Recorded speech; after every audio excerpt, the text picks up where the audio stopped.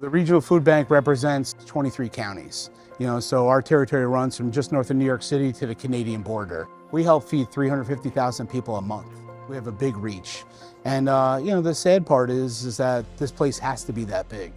There's some misconception about the charitable food system, what kind of food we have, what kind of food we distribute. I think there's this misconception that, we deliver dented cans and ripped open boxes, are kind of left behind, food, and that's just not true. The food bank is very committed to providing the highest quality, most nutritious, most healthy food available, to people in need. And that's something that's super gratifying. It's super gratifying for me when I go to a food pantry distribution or I go to one of our program distributions and I see food that's right from the farm.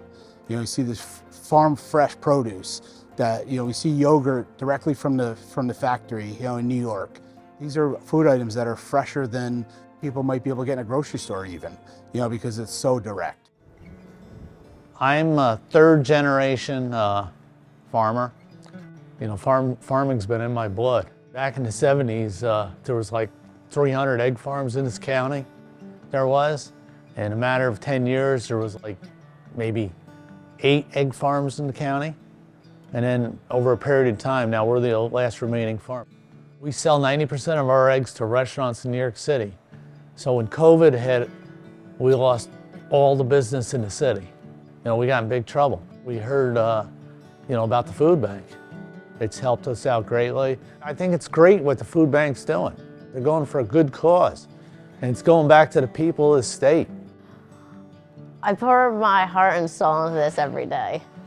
I do, no matter what. I even bring my son here. I have a 2.5-year-old, and he loves farming. He actually loves the chickens. He calls them ducks. They're not ducks, but it's just teaching them where the food comes from. In doing manual labor, it's okay nowadays to still do manual labor and work like this. It's okay, because this is how we feed the world. In this area, as a community, as part of New York State, it is super important that we recognize individuals don't have really the resources to eat properly. Food deserts and the economic issues, we need to recognize that, make sure our seniors are fed, that children have access to nutritious food, and people aren't going to the local convenience store to prepare a meal. I love it.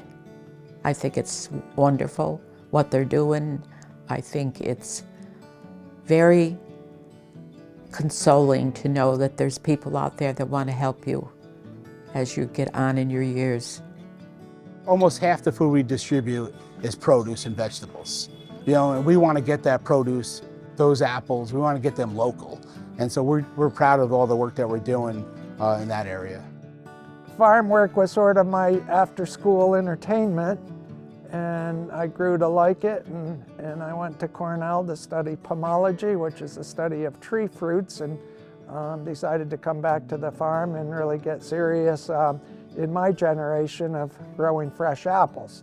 My whole life, and going back to my earlier family members, we had an interest to help feed the people of this world, even though it's a little tiny part, and supporting a facility like the food bank, which is assisting in that process of getting the food from us, the farmers, the food producers, to the people that need it, is just so nice to see.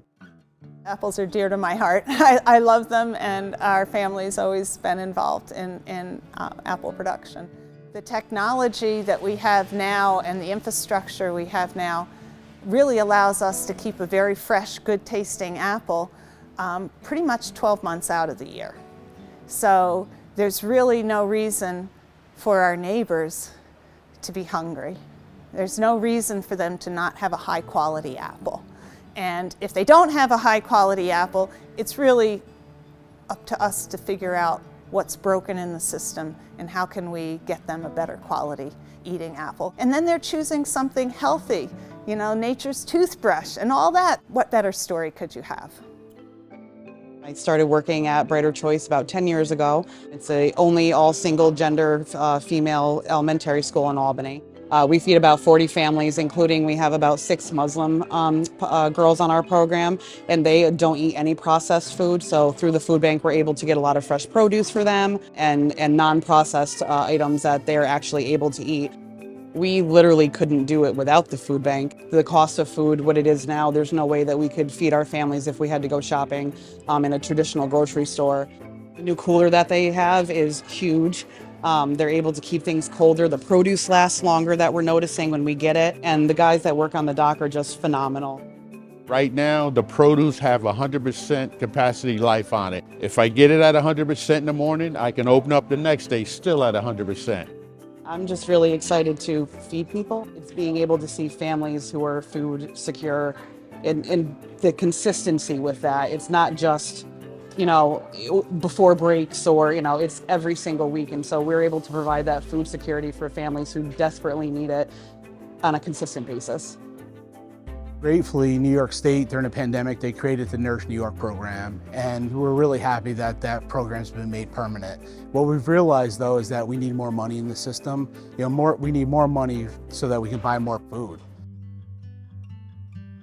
You know, people who have never needed the charitable food system are now relying on the charitable food system. It's just really tough for people in the world. There's just tough decisions that are being made. Rent's high. You know, people's medicines, you know, they're just making decisions and they're going without food. You know, families are struggling, kids are struggling. And I just don't understand that we live in this country of such mass wealth, how we can't feed everyone. And that's our mission here, is we really feel like everyone should have access to food and to the healthiest food. And that's something that we're 100% totally committed to here.